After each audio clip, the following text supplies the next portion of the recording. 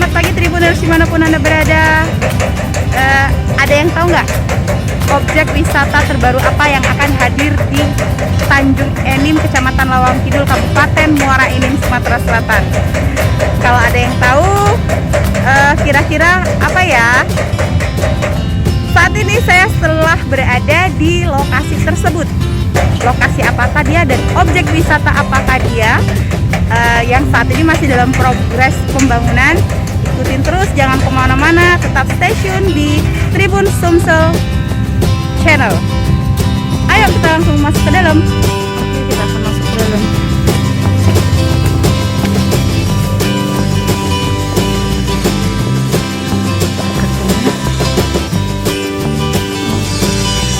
Oke,